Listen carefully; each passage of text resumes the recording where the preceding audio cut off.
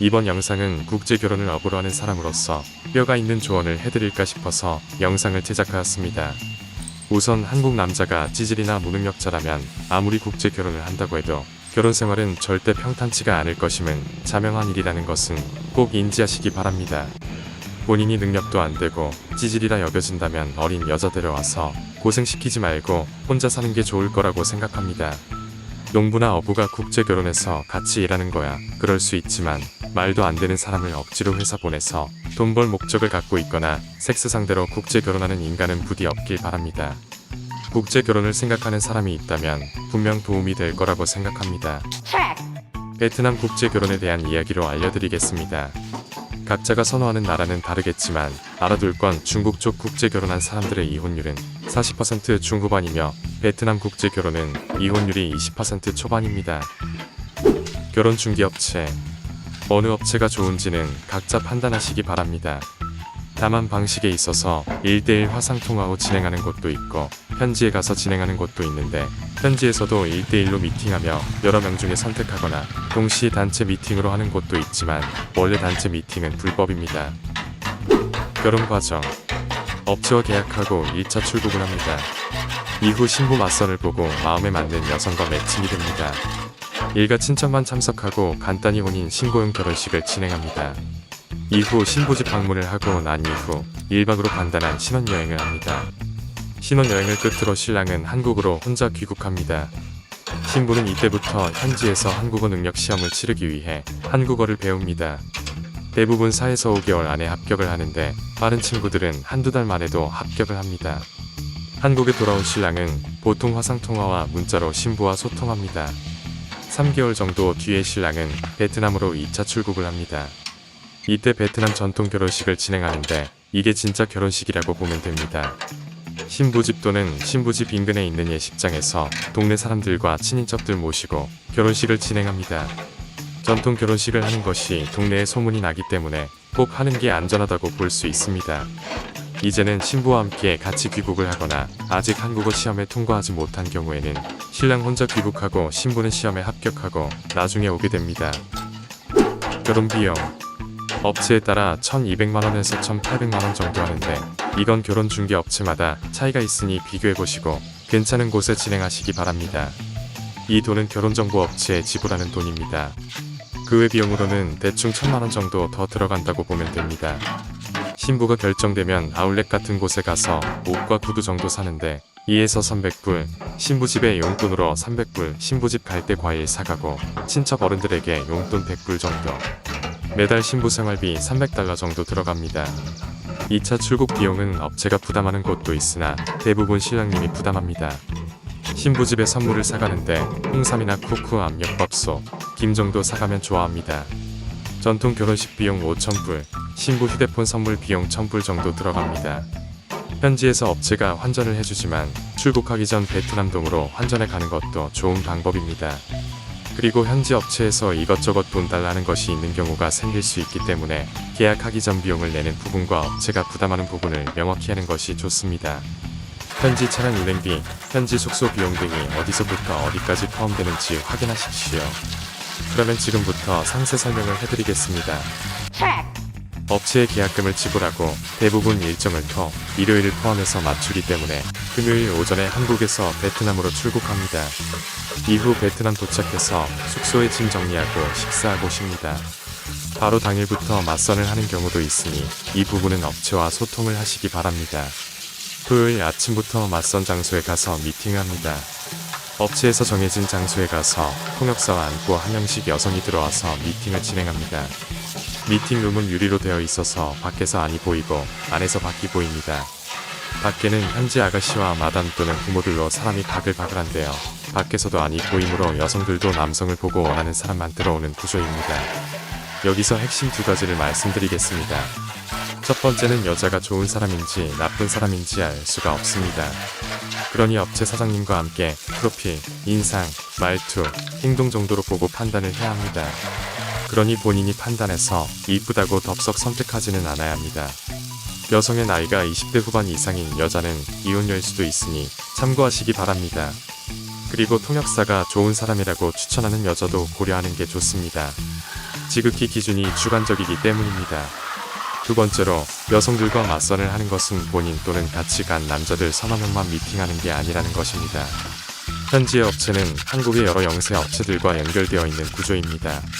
본인 포함해 같이 간 남자가 3명이고 미팅하는 곳이 9군데인 걸 생각해보면 9명의 남자가 동시 미팅하는 겁니다. 그러니 내가 일단 찜한 여자는 밖에 나가지 않고 구석 의자에 앉아서 대기를 하게 됩니다. 본인이 계속 미팅을 하다 보면 대기하는 여성이 3, 4명 정도 되는데 이 여성들은 다른 남자와 미팅할 기회가 줄어들게 됩니다. 본인이 최종적으로 한 명의 여성을 선택하면 그제서야 대기하는 여성들은 다른 남자가 있는 곳으로 다시 미팅을 가게 됩니다. 마찬가지로 다른 장소에 다른 남자 옆에 대기하는 여성들은 본인에게 올 기회가 적어집니다. 그래서 미팅 장소에 가면 최대한 빨리 가서 최대한 많은 여성들과 미팅을 해보는 게 중요하다고 볼 수 있습니다. 그러니 업체 직원을 졸라서라도 최대한 빨리 이른 시간에 맞선 장소로 가는 것이 좋습니다. 보통 베트남은 남부 쪽 호치민 여자가 예쁘다고 하는데 결혼 상대자로는 북부 쪽 하노이, 하이지엉이 좋다는 말이 있습니다. 왜냐하면 남부 쪽은 기후가 좋고 살기 좋아서 사람이 게으르고 놀기 좋아하기 때문이라고 하며 북부 쪽은 남부에 비해 척박하고 기후가 좋지 않아 사람이 부지런하고 저축을 잘한다고 합니다. 이것도 통계적이기 때문에 다 그런 것은 아닙니다. 참고를 하시기 바랍니다. 신부를 선택하고 나면 하루 정도 데이트를 하고 다음날 결혼식을 진행하는데 주의할 점과 미리 알아둘 점 정도만 이야기하겠습니다. 결혼식을 하고 나면 첫날 밤, 즉 합방을 하게 되는데 여기서 여자가 거부한다면 억지로 하지는 않는 게 좋습니다. 나중에 같이 살면서 기회도 많은데 처음부터 섹스에 굶주린 사람처럼 행동하면 좋지 않은 인상을 주어 여성이 파혼을 결정할 수도 있습니다. 신부에게 선물은 핸드폰을 주면 좋아합니다. 미리 1차 출국하기 전에 준비해서 신부에게 주면 점수는 따고 들어갑니다. 개통이나 이런 건 알아서 하니 그냥 휴대폰 선물만 해주면 됩니다. 조금 싸게 구입하고 싶으면 중고마켓에서 최신형을 구입할 수도 있습니다. 케이스만 오픈했던 거는 새 거라고 하면서 줘도 상관없습니다. 2차 출국할 때 선물은 신부 집에 사갈 선물인데 기본적으로 사가는 것 이외에 신부에게 물어봐서 집에 필요한 걸 사주는 것도 좋은 방법입니다. 남자의 자격에 대해서 이야기를 해드리겠습니다. 요즘은 국가에서부터 남자의 건강 상태, 재산, 수입, 범죄 여부 등을 따져서 서류를 업체에서 준비해달라고 합니다. 특히 재산은 최근 6개월 전부터 인정하므로 돈이 약간 부족하다 싶으면 부모님이나 가족의 돈을 미리 6개월 전 본인 명의의 통장으로 옮겨놓으면 됩니다. 한국어 시험 준비 관련 신부가 현지의 학원에 등록해 한글 공부, 음식, 요리, 한국 문화 등을 배웁니다. 특히 한국어 토픽 시험을 봐서 통과를 하지 못하면 한국에 들어오지 못하며 다음 시험에 응시해서 합격해야 됩니다. 시험은 1년에 4번 정도 있습니다. 공항 입출국 관련 베트남으로 입국할 때 국내인, 외국인 구분 없이 아무 줄에 나서면 됩니다. 한국은 국내인, 외국인 구분이 있는데 만약 모든 처리가 끝나고 업체가 아닌 개인적으로 신부와 같이 올 때는 신부도 같이 국내인 쪽으로 입국 가능합니다. 왜냐하면 신부 입국 시 신부가 공항에서 작성할 게 있는데 말이 통하지 않으므로 남자가 작성해야 됩니다. 신부 집에 매달 돈을 보내야 하는가? 라는 질문에 답변을 드리겠습니다. 사실 요즘은 그런 게 없습니다. 설령 한국에 온 신부가 자꾸 돈을 요구하면 본인의 형편과 사정을 이야기하고 명절이나 부모님 생신 때 정도 보내주면 됩니다. 요즘은 신부의 부모님이 한국에 와서 일해서 돈 버는 게 요즘 추세이기도 합니다. 부모님을 한국에 초청하는 건 쉽지만 같이 생활하거나 한국에서 일자리 구하는 게 쉽지는 않으니 참고하시기 바랍니다. 베트남 신부 부모님이 초청 비자로 일하는 것은 그 자체가 불법이지만 한국에서 일용직 같은 곳에서 1년만 일해서 돈을 모으면 베트남에서 8, 9년 일해서 돈을 모으는 것과 맞먹기 때문에 메리트는 충분하다고 볼 수 있습니다. 그러니 부모님 초청해서 한국에서 1년 정도 일하고 가면 베트남에서 조금은 여유롭게 살 수 있으니 참고하시기 바랍니다. 베트남 음식에 대해서 이야기를 해보면 이미 만약 한국에서 베트남 쌀국수 집에서 베트남 음식 맛있게 먹으면 베트남 가서도 맛있게 먹을 수 있을 겁니다. 고수를 잘 못 먹으면 고수는 빼고 달라고 이야기를 하십시오.